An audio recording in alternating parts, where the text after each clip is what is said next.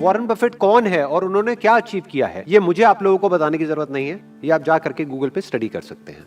लेकिन आज हम क्या करने वाले हैं, आज हम उनकी जो कुछ कोटेशंस हैं उसके थ्रू उनकी थॉट प्रोसेस को डीपली समझने की कोशिश करेंगे कि वो किस तरीके से सोचते हैं। तो उनका पहला कोट है, the stock market is a device for transferring money from the impatient to the patient. इस कोट को अगर हमको डीपली समझना है तो इन्हीं का एक और कोट है, उसको भी हमको समझना होगा। That quote is, be fearful when others are greedy and greedy when others are fearful. कि जब लोग बहुत ज्यादा लालची हुए पड़े हों तब डरो, और जब सब डर रहे हैं मार्केट में तब थोड़ा थोड़ा लालची होना शुरू हो जाओ। तो अगर इस कॉन्टेक्स्ट में आप समझोगे तो अब आपको यह कोट एक्चुअल में समझ आएगा। The stock market is a device. Stock market को बिल्कुल इस तरीके से देखो कि ये एक डिवाइस के जैसा है, जिसमें से जो पैसा है वो ट्रांसफर होता है किसके पास से किसके पास में। जो लोग इम्पेशेंट हैं उनकी जेब में से पैसा निकल करके उन लोगों की जेब में चला जाता है जिन लोगों में पेशेंस है। इनफैक्ट स्टॉक मार्केट में सबसे बड़ी जो क्वालिटी है दैट इज पेशेंस। अगर आपके अंदर पेशेंस नहीं है तो स्टॉक मार्केट से जितना हो सके उतना दूर रहिए। लाखों करोड़ों लोग बर्बाद हुए हैं बुरी तरीके से स्टॉक मार्केट में, क्योंकि वो बेसिक्स को नहीं समझते हैं और स्टॉक मार्केट को गेट रिच क्विक स्कीम समझते हैं। मतलब कि अगर आप ध्यान से उनकी साइकी को समझने की कोशिश करोगे तो वो स्पेक्युलेटर्स हैं। वॉरेन बफेट एक इन्वेस्टर है और हमको इन दोनों के बीच के डिफरेंस को समझना होगा। एक स्पेक्युलेटर क्या होता है और एक इन्वेस्टर क्या होता है। स्पेक्युलेशन इज कि आप मार्केट को टाइम करने की कोशिश कर रहे हो, आप दिमाग लगा रहे हो कि अब ये स्टॉक ऊपर जाएगा, अब नीचे जाएगा, आज इतना है कल इतना हो जाएगा। उसके बेस पे आप पैसा लगाते हो स्टॉक मार्केट में, तो आप एक स्पेक्युलेटर हो। यानी कि अगर स्टॉक मार्केट में जो शेयर का प्राइस है उसके बेस पे अगर आप पैसा लगाते हो तो आप एक स्पेक्युलेटर हो। स्पेक्युलेशन में जीतना is almost next to impossible, क्योंकि मार्केट को टाइम करना इज नेक्स्ट टू इम्पॉसिबल। कोई नहीं बता सकता कि कल क्या होने वाला है मार्केट में। तो अगर आप इस तरीके से स्टॉक मार्केट में इन्वेस्ट करते हैं तो हो सकता है आप शॉर्ट टर्म में थोड़ा बहुत पैसा कमा भी ले, लेकिन लॉन्ग टर्म में गवाओगे ही गवाओगे। बट अगर आप एक्चुअल में पैसा कमाना चाहते हैं स्टॉक मार्केट में तो आपको समझना होगा कि जिन्होंने पैसा कमाया है, यानी कि वॉरेन बफेट, 1 साल नहीं, 2 साल नहीं, 10 साल नहीं, पिछले 70 साल से कंसिस्टेंटली इन्होंने पैसा कमाया है स्टॉक मार्केट में। इन्होंने स्टार्टिंग करी थी सिर्फ कुछ हजार डॉलर से और आज ये दुनिया के सबसे अमीर लोगों में से एक है। तो ये भी पॉसिबल है स्टॉक मार्केट में। और ऐसे भी बहुत सारे एग्जांपल्स हैं जिन्होंने अपना सब कुछ गंवा दिया है स्टॉक मार्केट में। और स्पेक्युलेटर में और इन्वेस्टर में सबसे बड़ा फर्क क्या होता है, जो स्पेक्युलेटर्स होते हैं वो अपने इमोशंस के अकॉर्डिंग चलते हैं। 2 इमोशंस चलते हैं मार्केट में, एक है ग्रीड, एक है फियर। जब सब लालची हो रहे होते हैं तो स्पेक्युलेटर्स भी और लालची हो जाते हैं, इसको बोलते हैं बुल एंड बियर। तो वो और बुलिश होते चले जाते हैं जो स्पेक्युलेटर्स होते हैं। जब मार्केट ऊपर भाग रहा होता है तो उन्हें लगता है कि अभी और ऊपर जाएगा, और ऊपर और ऊपर और ऊपर। जब सब लालची हो रहे हैं तो वो भी लालची हो रहे हैं। और जब मार्केट क्रैश करता है, जब नीचे जाता है, तो लोग बियरिश हो जाते हैं, अभी मार्केट और नीचे गिरेगा, और नीचे और नीचे और नीचे। तो वो भी बोलने लग जाते हैं अभी और नीचे गिरेगा, और नीचे और नीचे और नीचे। तो होता क्या है, एक इन्वेस्टर में और स्पेक्युलेटर में सबसे बड़ा फर्क क्या है, जब एक स्पेक्युलेटर खरीद रहा होता है तो जो रियल इन्वेस्टर्स होते हैं वो बेच रहे होते हैं, और जब स्पेक्युलेटर्स डर करके बेच रहे होते हैं तब इन्वेस्टर्स खरीद रहे होते हैं। और अगर आप एक रियल इन्वेस्टर हैं, एक इंटेलिजेंट इन्वेस्टर हैं, तो आप कभी भी पैसा गंवा नहीं सकते लॉन्ग टर्म में। और अगर आप एक स्पेक्युलेटर हैं तो लॉन्ग टर्म में आप पैसा कमा नहीं सकते। जो आदमी इम्पेशेंट है, यानी जो अपने इमोशंस के अकॉर्डिंग चलता है, वो पैसा गंवाएगा, और जिसमें पेशेंस है वो पैसा कमाएगा। तो अब कितना पेशेंस चाहिए, उसके लिए इनका एक और कोट है, वॉरेन बफेट का एक और कोट है। उनसे किसी ने पूछा कि आपका फेवरेट होल्डिंग पीरियड क्या है किसी भी स्टॉक का। जैसे जो स्पेक्युलेटर्स होते हैं उनका जो होल्डिंग पीरियड होता है वो होता है या तो कुछ घंटों का, या कुछ दिनों का, या कुछ हफ्तों का, या मैक्सिमम कुछ महीनों का। उनसे बोलो कि आज ये ले लो और 10 साल बाद ये होगा, कहेंगे 10 साल किसने देखा है। तो उनका जो होल्डिंग पीरियड होता है स्पेक्युलेटर्स का वो बहुत ही कम होता है। तो इनसे पूछा किसी ने, आपका होल्डिंग पीरियड क्या है, आपके हिसाब से कितने टाइम तक एक शेयर को होल्ड करना चाहिए। तो उन्होंने जवाब दिया, वॉरेन बफेट ने, my favourite holding period is forever, मतलब हमेशा के लिए। इतना पेशेंस चाहिए अगर आप स्टॉक मार्केट में एक्चुअल में इन्वेस्ट करना चाहते हैं और एक्चुअल में पैसा कमाना चाहते हैं। तो अब अगर आपको वॉरेन बफेट की जो सक्सेस है, जो मैसिव सक्सेस उन्होंने अचीव करी है, उसके सीक्रेट को समझना है, तो आपको समझना होगा कि इनकी जो स्ट्रैटेजी है उसकी फाउंडेशन क्या है। वो है ये बुक जो मेरे हाथ में है। इस बुक का नाम है The Intelligent Investor by Benjamin Graham. ये उनके गुरु हैं, आप कह सकते हैं। क्यों? क्योंकि अगर इस बुक को आप पढ़ते हैं तो इसका जो प्रीफेस है वो वॉरेन बफेट ने लिखा है। और वो क्या बोलते हैं इसमें? I read the first edition of this book in 1950 when I was 19। तब वो 19 साल के थे। I thought then that it was by far the best book about investing ever written. और आगे कहते हैं I still think it is. आज भी वो यही सोचते हैं, इतना कुछ अचीव करने के बाद भी, कि स्टॉक मार्केट इन्वेस्टिंग की जो बेस्ट बुक है वो ये है। तो अगर आप सिंसियरली स्टॉक मार्केट में पैसा कमाने का सोच रहे हैं या स्टॉक मार्केट में एंटर कर रहे हैं तो ये बुक आपको पढ़नी ही होगी। अगर आप पूरी बुक नहीं भी पढ़ते तो इसमें 2 चैप्टर्स हैं जो वॉरेन बफेट ने खुद स्ट्रांगली रिकमेंड करे हुए हैं। वो 2 चैप्टर्स आप पढ़िए तो आप कह सकते हैं कि इस पूरी बुक का जो क्रक्स है वो 2 चैप्टर्स के अंदर है। That is chapter number 8 and chapter number 20। इस बुक में से कुछ पॉइंट्स हैं जो मैं अभी यहां पर टच करूंगा, जिससे कि हम ये डिफरेंस को समझ पाएं कि एक स्पेक्यूलेटर में और इन्वेस्टर में क्या डिफरेंस होता है। इसमें कहा जा रहा है, a stock is not just a टिकर सिंबल और electronic blip, it is an ownership interest in an actual business with N underlying value that does not depend on its share price. ये इस पूरी की पूरी बुक का essence है, ये इस इन्वेस्टमेंट फिलॉसफी का एसेंस है, क्रक्स है।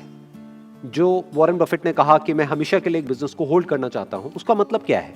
एक इन्वेस्टर कैसे सोचता है कि मैं मालिक बन गया हूं उस कंपनी में, उस कंपनी का शेयर खरीद करके। ये सिर्फ बोल करके आपको खुश करने के लिए नहीं है, ये फैक्ट है।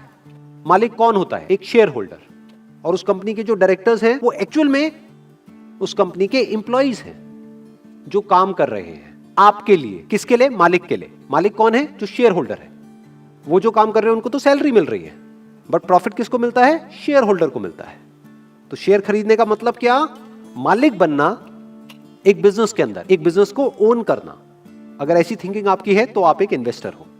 स्टॉक मार्केट सिर्फ ये नहीं है कि प्राइस ऊपर नीचे हो रहा है। इनफैक्ट प्राइस का उस बिजनेस से इन मेजॉरिटी ऑफ द केसेस दूर दूर तक कोई कनेक्शन ही नहीं होता है। हो सकता है बिजनेस की वैल्यू बहुत ज्यादा हो लेकिन प्राइस बिल्कुल ही टूट गया हो, बिकॉज कि अभी इमोशंस ठीक नहीं है लोगों के उस बिजनेस को लेकर के, या कोई नेगेटिव न्यूज आ गई है। दूसरी तरफ से यह भी हो सकता है कि बिजनेस में बिल्कुल भी दम ना हो, बिल्कुल बेकार बिजनेस हो, लेकिन जो उसका प्राइस है, शेयर का प्राइस है, वो बहुत ही ऊपर हो। तो जो इन्वेस्टर होता है उसका कनेक्शन मेनली इससे होता है कि बिजनेस में कितना दम है, कि अगर वो बिजनेस स्टॉक मार्केट में लिस्टेड नहीं भी होता और मेरे को वो बिजनेस खरीदना होता तो मैं कितना पैसा देता उस बिजनेस को खरीदने के लिए। वो पहले ये वैल्यू कैलकुलेट करता है, फिर उसके अकॉर्डिंग देखता है कि जो प्राइस मैं पे कर रहा हूं वो उस वैल्यू से कम है या ज्यादा है। अगर कम है तो बहुत ही बढ़िया है, इसका मतलब सोना हमको पीतल के भाव में मिल रहा है, और अगर ज्यादा है तो इसका मतलब पीतल हमको सोने के भाव में मिल रहा है। बिल्कुल मत खरीदना, चाहे पूरी दुनिया खरीद रही है। इस कॉन्सेप्ट को इन्होंने कहा है मार्जिन ऑफ सेफ्टी। चैप्टर 20 पूरा इसी के बारे में है कि हमारे जो इन्वेस्टमेंट डिसीजंस हैं वो गलत भी हो सकते हैं, तो एक मार्जिन ऑफ सेफ्टी होना चाहिए। यानी कि जो बिजनेस की एक्चुअल वैल्यू है, अगर आपने उतने में या उससे कम में खरीदा है तो आप सेफ हो, बट अगर उससे बहुत ज्यादा महंगे में आपने खरीद लिया है तो आप अनसेफ हो। कभी भी वो प्राइस क्रैश कर सकता है। इसमें एक बहुत ही कमाल का एग्जाम्पल दिया गया है चैप्टर नंबर 8 में, कि अगर आपको 2 चैप्टर भी ना पढ़ने हो और सिर्फ एक ही चैप्टर पढ़ना हो तो वो है चैप्टर नंबर 8। उसमें मार्केट को एक नाम दे दिया गया है, स्टॉक मार्केट को एक नाम दे दिया गया है, मिस्टर मार्केट। आप इमेजिन करो कि आप एक बिजनेस को ओन करते हो जिसकी की वैल्यू है $1000, और ये मिस्टर मार्केट है, रोज आकर के आपके घर की घंटी बजाता है और आकर के आज आपको वैल्यू बताता है कि आज जो आपका $1000 है वो हो गया है $1100 का। आपको खरीदना है, आपको बेचना है, और लेना है तो और ले लो, बेचना है तो बेच दो। और कल आकर के घंटी बजाता है कि आज वो हो गया है $800 का, फिर आकर के घंटी बजाता है कि आज हो गया है $1400 का। तो ये मिस्टर मार्केट क्या करता है, ये आकर के डेली आपको प्राइस बताता है आपके बिजनेस का, जो एक्चुअल प्राइस होना चाहिए आपके बिजनेस का, उससे दूर दूर तक मैच नहीं करता है। इनफैक्ट मिस्टर मार्केट को इन्होंने एक बड़ा इंटरेस्टिंग नाम दिया है, वो है सर्टिफाइड लुनेटिक। लुनेटिक का मतलब होता है पागल या बेवकूफ, कि वो पागल है, वहां पे लॉजिक काम नहीं करता है। इमोशंस काम कर रहे होते हैं। ये बुल और बियर और कुछ नहीं है, इमोशंस है। ग्रीड और फियर काम कर रहा होता है, लॉजिक नहीं चलता है। हो सकता है एक बिजनेस की वैल्यू हो 100 रुपए और वो बिजनेस का प्राइस हो 10 रुपए। ये भी हो सकता है एक बिजनेस की वैल्यू हो 100 रुपए और उसका प्राइस हो 10,000 रुपए। तो कोई लॉजिक ही नहीं है। तो जो इन्वेस्टर्स होते हैं वो क्या करते हैं, वो मार्केट के हिसाब से नहीं चलते हैं। इन्वेस्टर क्या करता है, पहले एक बिजनेस की वैल्यू निकालता है कि जो कंपनी है इसकी एक्चुअल में वैल्यू क्या है। मान लो $1000 है। अब वो मिस्टर मार्केट से पूछता है, यानी मार्केट में उसका रेट देखता है कि रेट कितना है, $600, खरीद लो, कोई डर नहीं है। अच्छा, वैल्यू है इस बिजनेस की $1000, कितने का मिल रहा है, $10,000। दूर रहो। चाहे पूरी मार्केट पागलों की तरह उस स्टॉक के पीछे भाग रही हो, चाहे वो स्टॉक मार्केट का फेवरेट स्टॉक हो, बट उससे दूर रहो। पैसा कमाया जाता है लॉन्ग टर्म में बेस्ड अपॉन कि उस बिजनेस की वैल्यू क्या है। तो आपको बिजनेस की वैल्यू कैलकुलेट करनी आनी चाहिए। आपको कुछ बेसिक रेशियोज के बारे में पता होना चाहिए कि ईपीएस क्या होता है, पीई क्या होता है। ईपीएस मतलब अर्निंग पर शेयर, उसका प्राइस से क्या कनेक्शन होता है, कंपनी की ग्रोथ कितनी है पिछले 5 साल में, टॉप लाइन कितने से ग्रो करी है, बॉटम लाइन कितने से ग्रो करी है, फ्यूचर में ये कंपनी क्या करने वाली है, किस तरीके से करने वाली है। तो कंपनी की क्वार्टरली अर्निंग कॉल्स होती है, वो सुननी होती है, या अगर उसकी ट्रांसक्रिप्ट है तो वो पढ़ना होता है। उनकी एनुअल रिपोर्ट्स को पढ़ना होता है। स्पेक्यूलेटर ये सब नहीं करता है। स्पेक्यूलेटर टिप्स के अकॉर्डिंग चलता है। कोई दोस्त आया, उसने आकर के बोला खरीद ले, ये शेयर डबल होने वाला है कुछ दिनों में, तो उसने खरीद लिया और फिर वो डबल क्या 10 गुना कम हो गया उसका रेट, और अब रो रहा है वो बैठ करके कि मैं तो लुट गया, मैं तो बर्बाद हो गया।